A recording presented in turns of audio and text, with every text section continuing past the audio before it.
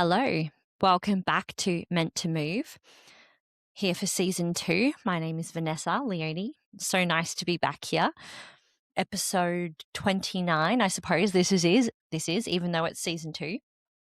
I'm hoping I'm not too rusty and I'm bringing myself back into the mic, back into the podcast studio, trying to find my feet a little bit. And I've thought long and hard about this season, whether I wanted to do it and whether I wanted to expand or how I wanted to make this a little different for those of you who are listening in. And I came up with some really interesting ideas over the break that I had. And the first season of the podcast was such a whirlwind. It was an all-you-can-do effort, kind of a sprint and a marathon at the same time, just really going for it. And I'm going to take it a little bit slower this season. So you're going to see a little bit less often of me, but I'm still going to be here. And I think the reason why I decided to really go down this path was because I believe in the podcast medium and I believe in my own voice of putting out something there that is a little different to maybe what's already out there. Is just what all podcasters want to do. They want to tell their side of things and they want other people who might see the world through their eyes, people who view it similarly, to find them and to join them on this journey. And so for this episode, I'll explain a couple of the cool new things that I'm going to be doing this season. But then I'm going to get back into the first episode. And today we're going to talk again a little bit more about movement therapy, what it is I do, and some of the things that I have taken away from everything that I've learned last year in the podcast and what I've learned personally, and showing you how to add some practicality into your life. And that's the big theme of the podcast this season is how can you take away real lessons from what you're listening, what you're watching. And that's what I'll try to deliver to you. And I'd love it to be a little bit more interactive. So please feel free, message me, email me. I want your opinions and you'll see what's coming up. So before anything, we'll obviously be having some guests that you have met before back on the podcast, which I'm excited for. And this season, we're going to be doing a different format. I am going to be introducing something that I'm calling round tables, which you all know what they are. It's a forum of experts who I've put together. And I've been seeing a lot of these forums happen on podcasts. And I love them. I watch them. I listen to them. I think they're super fascinating. But the thing that gets to me about a lot of health and fitness advice that we see is that so many of the people who are giving this advice, who are the most famous, who are the most prolific on Instagram, are people who aren't necessarily working with people every day. They're researchers or they're people with very high profile clients. I watched the 60 Minutes interview with Dr. Peter Attia, and his services are 6 figures and he has 70 full stop. And yeah, that's just not really, it's not real life. That's not real life. Like no one I know can afford to do anything like that. And what I want to do with these roundtables is go back to the people who are working with everyday people every day. So I have a group of 11 fantastic coaches who do just that, who make working with people their passion, who want to help other people get better, and who are as nerdy and interested in all of these kinds of research facets as I am. And the aim is to have conversations about what we see on social media, what we hear on podcasts, what we see on TV, when those researchers and when these personalities come on TV and tell us, hey, you should be doing or think about doing X, Y, Z of fitness, of health, and take this supplement or don't take this supplement or whatever it might be. There is a plethora of information out there and a lot of it is good. And a lot of it is confusing. And what do real coaches do with that information? How do we deliver it to our clients and how do we implement it with our clients? And so if you're on the other end and you're listening to this, the whole idea is that whether you're a coach or whether you're just someone who's a health and fitness enthusiast, you will be able to hear from people who are working with people just like you. And I think that that's so valuable to the point where I'm really, really hoping that I can get a bunch of my everyday people, whether it be my clients or these coaches' clients, to come on board and to record a couple of podcasts about what you think when you hear these things from influencers, when you hear these things from influential doctors and researchers, because it's all well and good for us to continue to deliver this information for you. But how does it land? Does it land? What are your barriers? What are the actual challenges that we're really facing to change our lives, to create healthier lives, to implement better systems and better habits into our everyday? And that's something that I'm really excited to delve into this year. And particularly because over the last year, I have really delved into it myself so personally. And I feel like I've gone on a really interesting journey, not just from the learnings of the podcast, but from just what's been happening in my own body and coming back to working with people in a way that I found really a lot of meaning again, and that I'm so, so, so glad to be doing what I do. I'm in my 19th year as a movement therapist, personal trainer, coach, educator. Add all of the things on that you want to that, things that I've done. But I'm so glad to still be working with people and to still have that fire in my belly to want to go and help people every day. And that's what keeps me going. And that is the purpose of this podcast, is to continue to work with you, whether it be you listening to me right here or whether it be you're coming to see me in a few places.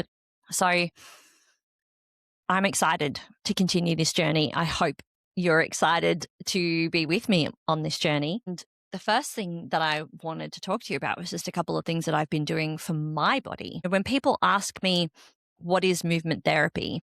And I still don't have a fantastic answer for you. If you listen to one of my earlier episodes with Ian O'Dwyer, when we try to describe what we do to people, we still haven't found the right words because of the holistic nature of what we do.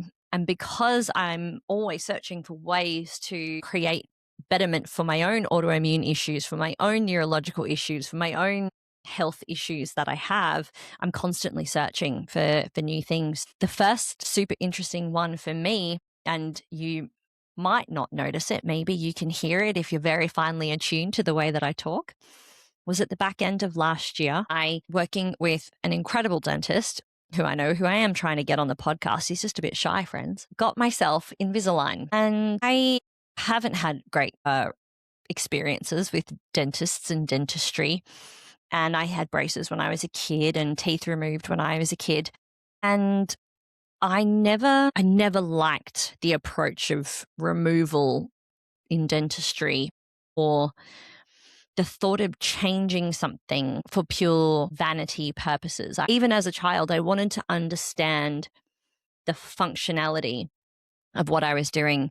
So I recall as a kid, I have really crowded bottom teeth. I was a mouth breather as a child because I had a lot of allergies.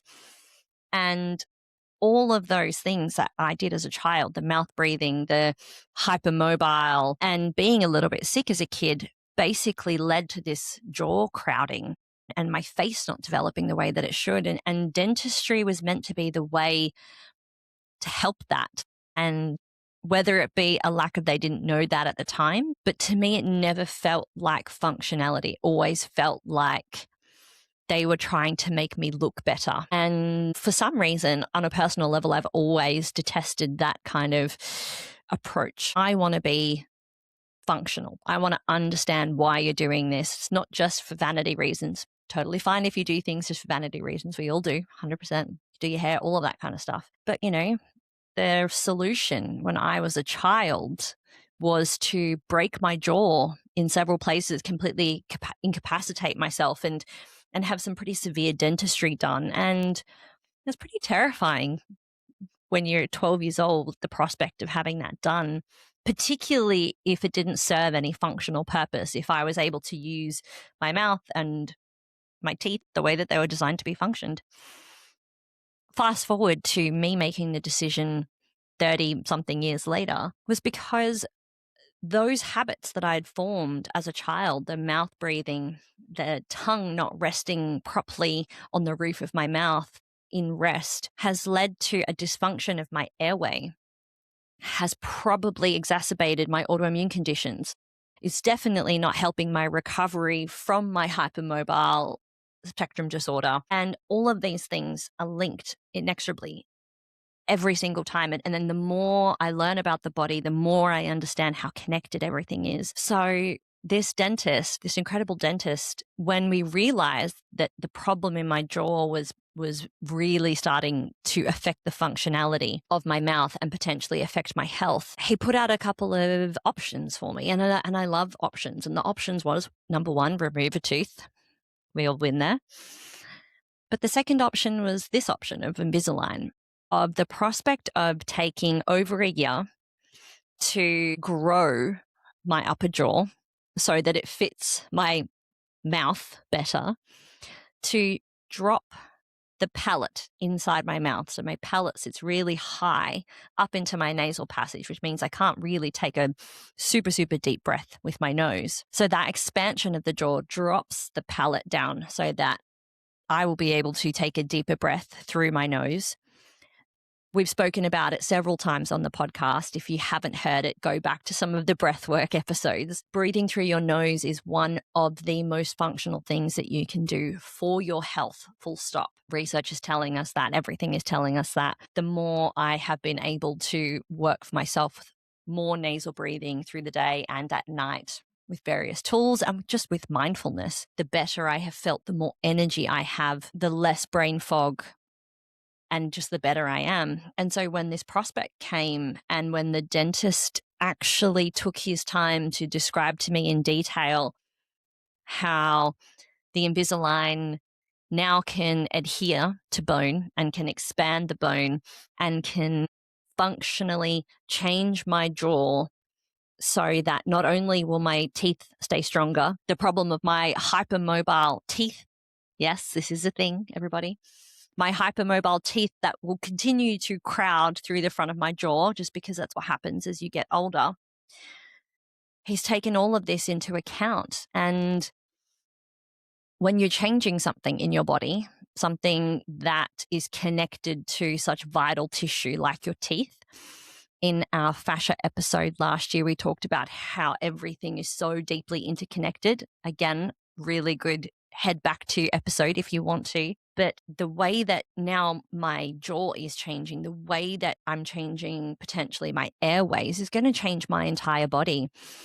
And he was the first doctor that's actually really taken into account the challenges of my hypermobility, my autoimmune dysfunction, and really listened. And through the layering of this Invisalign has actually extended it out so that the body isn't creating such a huge change so quickly, because that can be really disruptive to a body as well. And I've said this to a lot of my clients is we don't want to change too much too quickly because we don't really understand the consequences of that change, particularly when your body is so used to functioning a certain way. And I was so appreciative of this ability for him to hear me, of him to actually really deeply take into account my own personal experience. I really realized how it's like almost impossible sometimes to feel like you have a medical professional who will take you seriously. And I value that so much. And this is the purpose of movement therapy. This is the purpose of this podcast, is when you don't feel like you're being heard, when you know deeply in your body that there's something not quite right, that there is a better way, that you can get more function, that you can feel better in your body, and someone listens to you, that's so incredibly powerful. And it's so incredibly validating. And it creates this sense of trust in a medical professional that I've really never had before. And it's so important. At the back end of 2024, had endometriosis surgery. And I literally had met that doctor once before, she essentially cut me open to remove endometriosis, I can't even speak now, endometriosis, let's go with that, tissue. And isn't that crazy that we can go to a medical professional and I was probably in there for half an hour and then they cut you open and, she did a great job. I definitely had a lot less pain last year, but unfortunately it is coming back, which is definitely something that she'd said. And I didn't have a bad experience with her. I'm not dismissing what she did in any way, but I find it so strange that we don't have these profound experiences with our medical professionals before they do something like that to us. And that surgery altered my body in ways that I didn't know how it was going to happen. And I struggled with an elbow issue all year last year. And the way that I have reflected upon that and what I have noticed is that I felt like, because my core was cut open in 4 places, it felt like my body was a tent and one of the guide wires had been cut. And that guide wire was one of my security attachments that tethered my body to stability. And by about May, I had dislocated my elbow in a way that I never really had thought possible. And it took me pretty much the whole year to really feel like I was getting on top of that. But I didn't get any symptoms at the site of the surgery. I just know that surgery fundamentally changed something in my body and there were consequences to that change. Now, the even cooler thing that has happened since then is that I was still having a tiny little bit of trouble with my elbow before my Invisalign got put in. And then since the Invisalign has gone in, my elbow issue, touch wood, and many other things, has felt like a non-issue. So I felt like the endometriosis surgery cut the tether of one of the guide wires, but the Invisalign has given me a stability into my skull, my head, my shoulders, my neck that I didn't know that I was lacking in my bendy, hypermobile body. And that is absolutely wild to me. The day after I got my Invisalign in, I had my elastics in, which again realigned my jaw. And I went for a long walk for the first time. And the sensation of change that I felt in my head posture and in just the way that I felt, every walk before then, it felt like I had a bobblehead. And now I'm not getting that sensation anymore, but I just wonder so deeply about how much we take for granted in our body in terms of what we're doing to it. Such small things or big things that have the ability to create such large and dramatic impacts for us. And that's why I'm so passionate about movement therapy. That's why I'm so passionate about human bodies, is because we don't have answers. I've been doing this for 19 years and I don't have any answers. I have a lot of solutions and potential solutions for people when they come to me with challenges and potential problems. And we can get a lot of change, a lot of positive change for people. But I am in no means deluding myself that I know everything. I wish I could. And this podcast, my life's work, is a quest to just continue to be open-minded enough, number one, to try things on myself and see how it goes, because who would have guessed that Invisalign has helped my stability, and that's definitely caused me to go down a rabbit hole that I didn't really need to go down, but it has. I just find it so fascinating that I could potentially suggest a therapy for someone that might sound completely bizarre, like putting in an aligner or maybe a mouth guard or something like that. And that can cause a positive change to someone's pain, to someone's body. So if you're interested in those journeys, then I think that this is the place for you, because I am in awe of the body and what it can do and its functions for that. And I can't wait to tell you how this continues to go. I got this in mid-December, perhaps, I think, something like that. And it still doesn't feel quite normal, but I am definitely noticing changes in my teeth, in my face, in sensations. I can feel my body change day to day. And that's cool. That's so cool. And if you think about, if you're someone who's wanting to change, you're wanting to do something to positively benefit your life, you just need to do something so small every day and you can notice a change. You will notice a change. And who knows what that change can snowball into if you stick with it, if you're consistent, and if you believe in it. So we're going to continue to fall down this rhetoric. One of the other things that I'm really excited about this year that I am doing is a completely therapeutic version of what I do. So I've obviously got my face-to-face kind of training of clients that I do where, we work on strength and fitness goals and pain and health and all of that good stuff, the holistic version of kind of fitness, I suppose. But I have teamed up with a local wellness center called Calm Bar. And for the first time, I am delivering just movement therapy classes and movement therapy in the sauna. So movement therapy, the more I do it, the harder it is to describe, because how do you describe something that you don't know that is new, essentially? The first time that you saw yoga, what did that look like to you? The first time you saw someone doing mobility work, how do you describe that? What are you thinking? What images do you see in your head? And when I try to describe movement therapy classes in particular to people, it's mobility. It kind of looks a little bit like yoga and Pilates because we're moving our bodies, but the ethos is about a body reset. It is about body awareness. It is about connection. It is about calming your nervous system. But it's also, yoga is a spiritual practice. It was designed to be a spiritual practice. It's thousands of years old. Pilates is designed to be a strengthening fitness practice. It's about 100, maybe just over 100 years old. Mobility, I'm not sure mobility work has ever been specifically around as in do this for your mobility. But if you think about martial arts, if you think about dance, modalities that move your body have been around for thousands of years. So when someone asks me what movement therapy is, it's moving your body.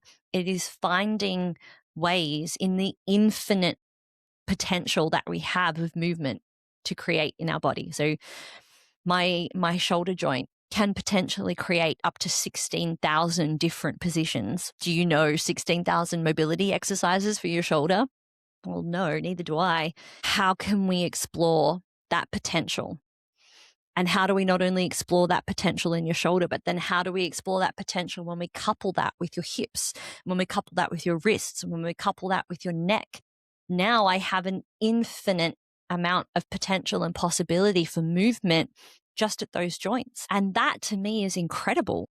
We have so much potential for movement, so much potential for creativity and exploration of what your body can do, but we somehow have to put a label on it like yoga or Pilates for us to know what it is. And so movement therapy isn't a fixed thing. It is creation. It is movement creation and innovation based off you, based off how you can move, based off how you feel. And I love that because essentially movement therapy is potential. It is your potential. And we find what is limiting, inhibiting you, and we try to get you to move past that in a really safe, calm, gentle way. And I'm so excited to be doing that. So those are the movement therapy classes. And then when you couple movement therapy's potential to move you with the healing infrared sauna, that's just magic. That is total magic right there. And the sessions that I've done in there, we have elicited a huge amount of change. And I am really excited for that this year because I've always been excited by the unknown and by being creative. And to me, bodies are limitless. We're limitless. So let's explore how we can get you to be better. And because I live it in my own body, because I try to do it to myself, so often. It just makes me excited when other people can get excited about it too in their own bodies, and when they're sitting on the reciprocating end of it and then they can feel the change in their body. That is something that is truly exciting and really, really cool. So I wanted to make sure that you knew how nerdy we were going to be going this year again, and how nerdy I've continued to dive into, but also not just the nerdiness. It's just this desire to continue to explore that potential for myself and for everyone around me. So I hope you're ready to come along for that journey. This brings me to just an interesting observation and an interesting conversation that I've had with a few people over the last few weeks. And these are, new clients of mine, or people who are potential new clients of mine, who are frustrated at the limits that get placed on them when they are searching for things like strength training, and they are prescribed, let's put it out there, I'm just going to go straight there. They're prescribed things like a barbell back squat or a heavy barbell deadlift, because these movements are very well known and revered in the fitness industry. But these are really high risk, high reward kind of movements. They're pretty full on. And the people who I have been working with have found a lot of injurious states post performing these movements. And I notice, and I see it, and I've seen it, is there's so much identity in being able to squat or deadlift a certain amount. And we place these movements on a pedestal like they are the golden child of movement. And I don't understand why we have to restrict ourselves to, a bench press, a deadlift, and a barbell back squat as the three golden standard exercises of the world, when humans are infinitely different. We're built differently. We have different biomechanics, different experiences, different stresses, different challenges. Yet for some reason, those are the three exercises that we fall back on in this fitness industry. And if you're with me on this tangent, I don't hate those exercises. I love, particularly a deadlift. I love a deadlift. So fun, very engaging. I don't love a barbell back squat for myself personally. It's never felt right on my body. And I've never really loved barbell bench press for my body either. Again, it's never really felt right. But I do other types of, I suppose, bench press or pressing positions. And I do a hell of a lot of squatting as well. Like, I love different squatting positions. What I don't understand is why, if I, as a fitness professional, don't give those three exercises with a barbell or with a heavy weight, that somehow the programming is inferior or wrong or missing something. When if you look at the way that we squat and the way that we press in real life, we don't do anything remotely like a barbell back squat or a barbell bench press. Those don't come remotely close to anything that we actually really do functionally in real life. Gone are the days where we're training people for just aesthetics. We are training people for function. We live in a dysfunctional world where we're trapped as humans in seated positions and by so many other things that bind us into feeling ill at ease in our own bodies. And I choose those three exercises not to demonize them, but to make you, hopefully help you understand that if an exercise doesn't feel right for you, maybe it's not for you. There are infinite different ways that you can squat, with or without load. There's an infinite amount of ways that you can deadlift, with or without load. And there's a bunch of different ways that you can press something to create a change in your body. Movement therapy is about potential, creativity, exploration, and I don't like limits. So if those exercises feel limiting, they don't feel good, how can we change them? How can we create something that does fit you? How can we find something that you like to do? If you like to barbell bench press and back squat and deadlift, I'm so happy to give that to you. I'm so happy to give that to you because that's what you want to do. And if it feels good, that's fucking incredible. I don't demonize exercises. I just want to ask the question is, why do we always have to rely on what we see, what we believe to be the thing that is the most important? Like, who told us that that was the most important? Can you give me the history of it? Do you even know where it came from? Like, why did we start to barbell back squat? I don't know. Why did we start to barbell bench press? Like, where did that come from? Maybe Arnie? Maybe before that? I'm not sure. Who decided that that was the best exercise? Who decided, who proliferated that exercise through decades in the fitness industry? I don't know. Do you? And when we start to question why we do something, and if you can't fathom the answer other than it gives you a lot of muscle recruitment, well, number one, how do you know that it gives you a lot of muscle recruitment? And number two, if someone's telling you that it doesn't feel good for them, if it hurts them, if they just don't like it, why do you get them to do it? Why are we doing it? Why are we doing things that fundamentally don't feel right in our bodies? And my biggest message to you for this season in the podcast is to find what you love, find something that resonates with you, find something that you love in movement, because that love will take you to the next level of whatever goals that you're working towards. Resistance to an exercise is interesting. You can ask yourself why you don't like it. Is it, if you don't like it because you're not good at it yet? Do you not like it because it hurts? Do you not like it because you feel like the person next to you does it 10 times better, so it makes you feel a little bit self-conscious? All of these are valid. And there are no right and wrongs when it comes to movement, because we have so much potential to explore.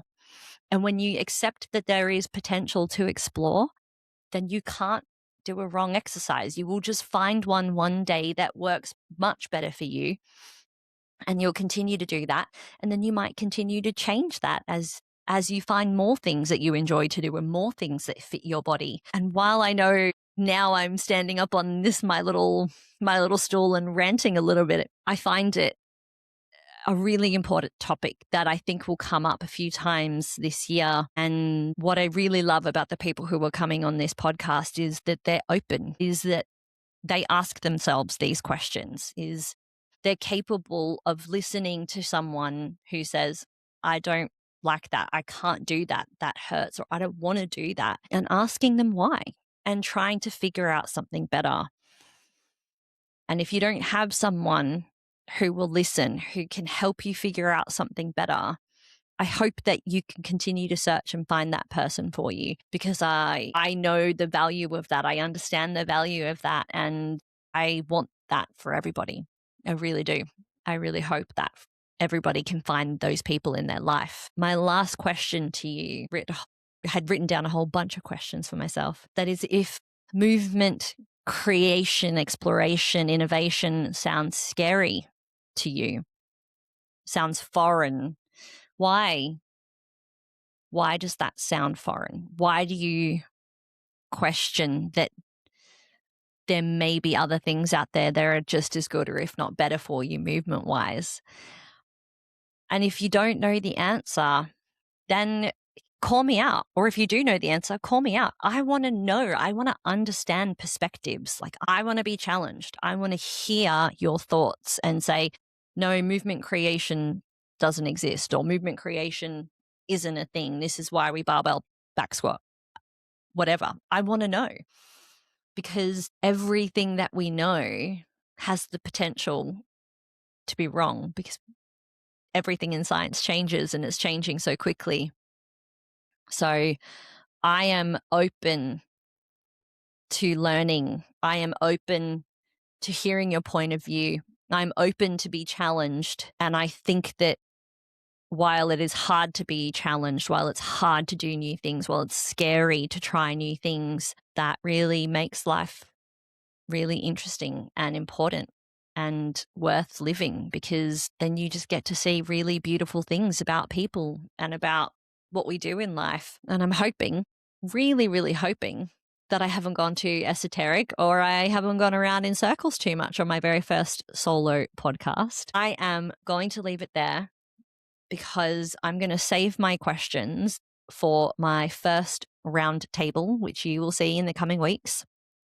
But please, if you're listening to this and you have more questions and answers, please send me those questions. I'm definitely going to try and do a little bit more of me just kind of putting my mind out there, saying what I think, and hopefully changing some things in this interesting fitness industry that we find ourselves in. So much love. Have a beautiful week. Thank you for listening.